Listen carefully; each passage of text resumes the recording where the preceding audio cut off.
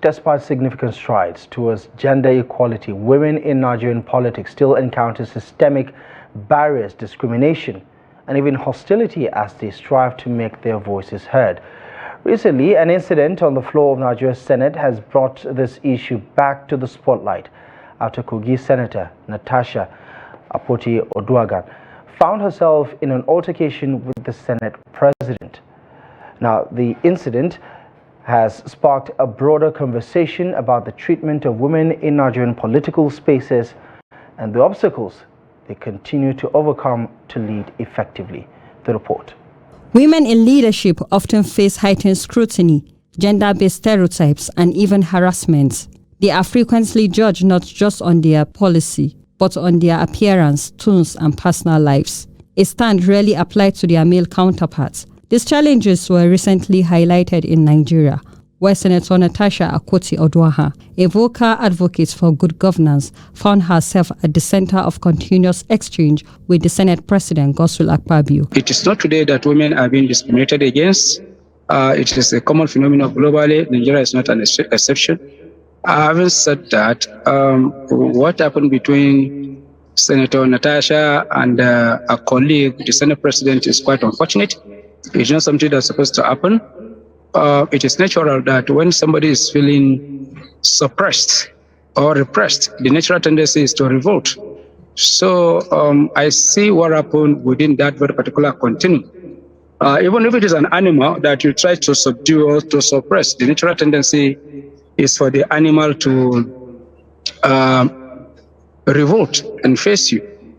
Senator Akpoti-Uduaghan, representing Kogi Central, who is billed to face a disciplinary committee over her perceived unruly behavior in the Senate, has alleged that the rift between her and the Senate President, God'swill Akpabio, follow her continuous snub on his sexual advances. Even though he has been criticized widely for calling her names sometimes ago, but I think he would have listened to the criticism and would have readjusted to how to communicate with a woman. On the other hand, I will advise that Senator Natasha next time should be a bit calm and find a very peaceful way to resolve these issues. If she can't do it directly, I'm sure the Senate President will definitely have some of her colleagues that are very close and that he listened to them, that she could approach them to talk to him in a respectful and understanding manner.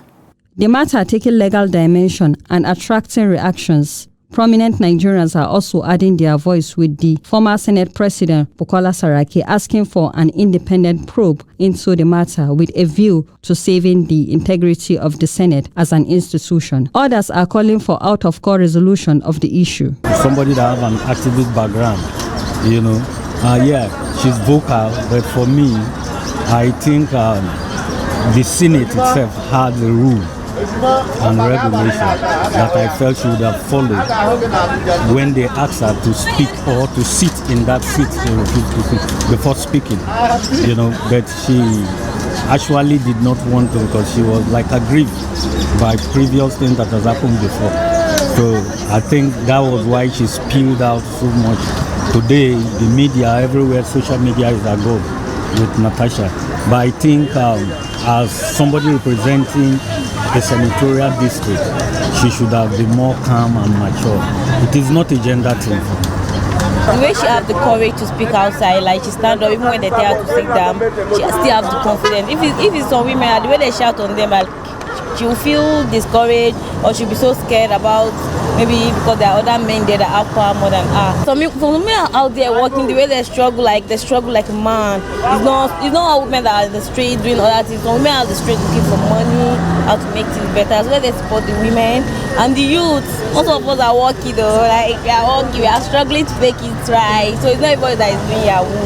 But this one seems to be loud because the senator in concern, she did not allow herself to be oppressed the way other women have been oppressed in government. Despite these challenges, there is hope, as countries like Rwanda, New Zealand have shown that gender-based governance is achievable. Amina Ibrahim, Trust TV News.